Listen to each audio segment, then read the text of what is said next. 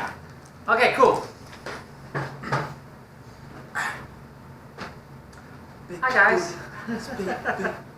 Welcome to another episode of Tabletop Gaming with your hosts, Jason, Stanley. Stanley. Yeah, he likes to say his name, I guess. I just don't like people talking for me. Fair enough. It's kind of rude. Fair enough. Well, Mr. Don't like rude people. You can take out your angst in the new battle coming up. You Damn got straight. another case of Undying Dynasties versus The orcs. the orcs and the goblins. The zombies. So, here's what we got. We changed up my list a little from last time. I'm going to remember to bring it all this time. Because he got fucking stomped. I did. It was bad. I God kind of damn. thought I should call someone. Maybe report a crime. It was... Shit, mental health, man. So, this time, I decided to step up my game, and I bring in a bit of a harder list, and I'm missing 3 guys here. Don't let me forget that. I mean, that's whatever, up to shut you. So what I'm bringing here is called a terracotta list. One of the options Undying Dynasties has is that their pharaoh, this gentleman here, decides to get a terracotta upgrade. It changes the way the list works. Basically, there are certain units I cannot take anymore, and units are now higher toughness, lower initiative, and much more points cost. So you see less on the board. And yeah, anything new about your list you want to talk about? Nothing new. It's basically I'm trying to work out on my attorney list and just really just iron out some kinks. But mostly I think I've got it down to where I want it. Cool. Well, without further ado, I'll go through my list build. This is how we do it. We choose, we tell you guys, the viewers, what we brought and why. And here we go. Let's get started. So, starting with my characters, we got the commander of the Terracotta Army, my Pharaoh. He is the requisite piece in a Terracotta army. He has, I gave him heavy armor. Juicy target. A juicy target indeed. For a Well, pickup you can come over to this target all day. So, all my characters except for one are going into this big hodgepodge here of Necroguard. But let me explain the character. We have the commander, and he has a Vanquisher Eternal, Bluffer's Helm, and a Talisman of Lesser Shield. Now, we think, well, that's only a 4-up, 6-up. That's not very tough. He's toughness 6. He's toughness 6 with 4 wounds. And he's toughness 6 with 4 wounds, and if you wound him, you're rerolling the wounds. True. Shit, he's a tough little bugger. And with the Vanquisher Eternal, he can do some damage. It's got 2 modes of attack. It's got Focus Strike, which does D3 wounds, or Sweeping Strike, which hits everyone that can make everyone automatically in front of him, and anyone who can make a supporting attack against him on 4 up. Just 1 hit, but automatically. Great for getting through like high weapon my skill big stuff. blocks too. They just. He's also there given weapon skill 6 to every single person in here. Magnifique. Joining him is a Tomb Architect with Mithril Mail, giving him a 2-up save. That's all he has.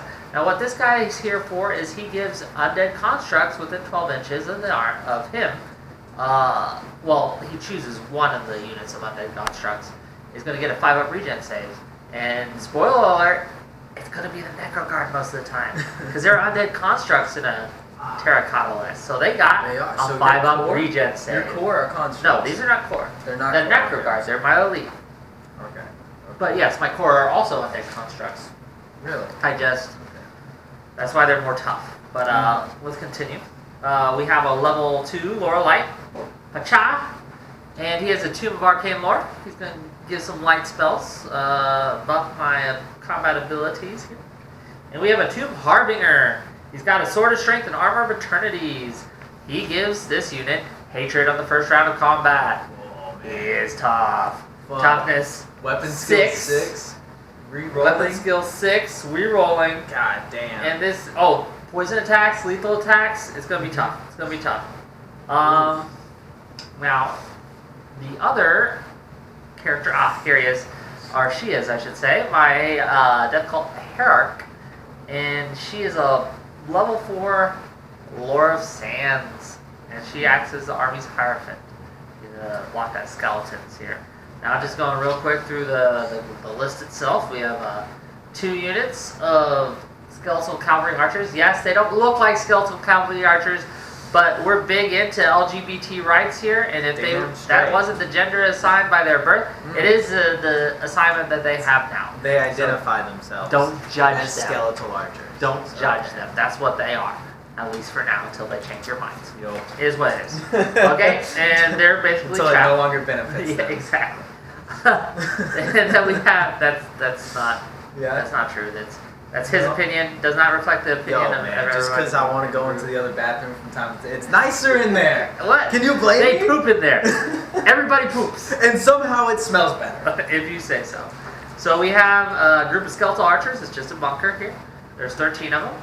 I do have a champion in here, just in case he does charge me again. I thought it's nice to have a champion to challenge. Oh, okay. And so you can only do 3 combat res, so I'll only lose him, plus 3 more max.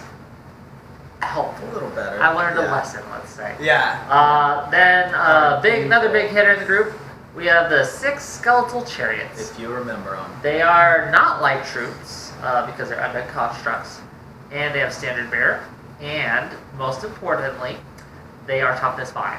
So, pretty tough. Pretty hard to get through. So, because they're not light, does that mean they can't free reform? Exactly. Okay. Exactly. Good to know. So I have to wheel, Yeah, I have to definitely more have to work with your positioning on that. But they're toughness 5, so... Yeah, so definitely. The rest of my list, specialists, we have our Kitty. He is not toughness 9, unfortunately. Still toughness 8, but still tough as nails. With the requisite fire breath upgrade. From the rest of my special section, there are 26, including a champion and a standard bearer. Necro Guard, and they are toughness 5. They got paired weapons, and let's see, they have a banner of speed as well. Helps them out. Movement 5 instead of movement 4. It's good. Oh, yeah. Another banner I like to take with them sometimes is the banner of Triple March. I just couldn't fit it in. Yeah, I've thought about trying to take one of those. Yeah, I would have had to upgrade my Harbinger to a Battle Standard Bearer. Either way. Yeah. We have in the rare section Casket of Fatat. Just helps curtail his magic a little bit. Oh, another important point. We have the Soul Conduit on my Hierophant. Yes, very important. Which gives me, instead of rolling for magic dice like normal during the magic phase, I had 7 plus D3 plus channel. And so it means I'll always have a high magic phase, but he'll always have at least 6 dispel dice. It assumes that you rolled a 6 and a 1 on the dice. Yes. And then it gives you extra. Yes. Also in the rare section is Mr. Colossus, and he's got paired head weapons, and so he is going to grind through whatever he can grind through. And as always, leading my forces from the rear wherever he fucking wants to, it's Gorbeast. He has brought his elite forces to avenge the death of the army where deaths do not matter. That's my list.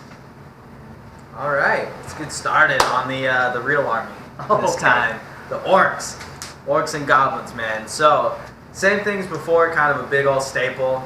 It's my trolls and my feral orcs, 40 strong, 6 strong on the trolls, and War Boss up there leading them. I had to do some little shifting of armors and stuff, but I finally got him around to a 2-up, 4-up. So that's kind of nice. Still with the Sword of Strife. So Okay. 7 attacks coming at you. Okay, so he's something. Oh, he's something strong. Okay, Yeah, I got it. Yeah, he's pretty good. I got my Battle Standard Bearer with the Mithril armor on him Oh, sweet. as well. And something important about him, he has the Waping, Okay. the magical item that they don't lose Frenzy, which is super awesome. Awesome was one word for it, but go on. Awesome, in my opinion, keeps them immune to psychology, so they're less likely to just like fucking run off the table and shit. And it gives them all that extra attack. It's magnifique.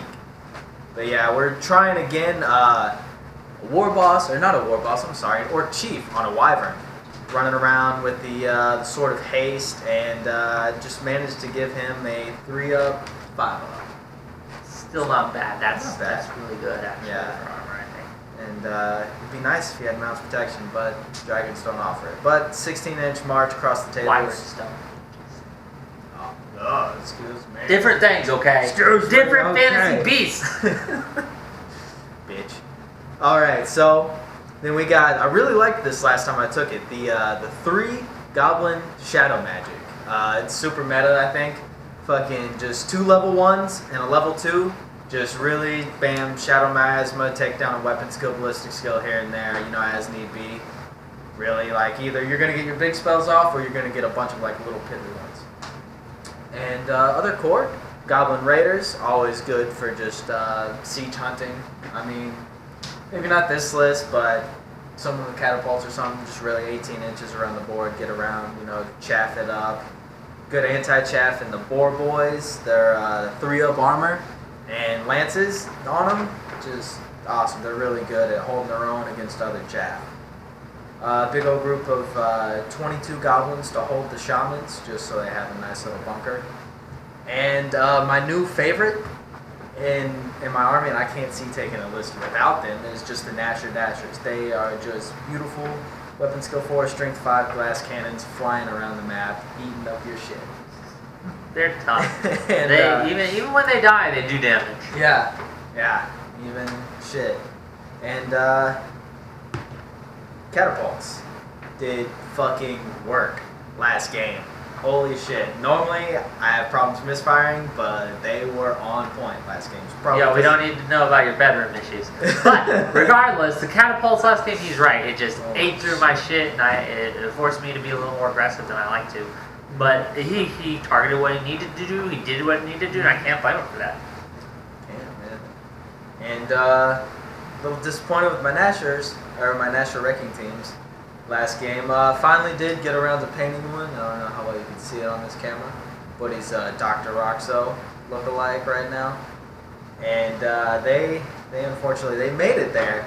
I think one of the big things they did do was pop your breath.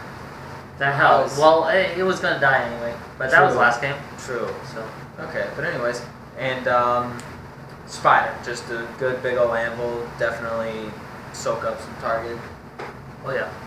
And he's scary enough that I have to target him. Exactly. Because if I don't, and I let him run through my lines, it's not going to work. Absolutely. And that's my list. Okay, cool.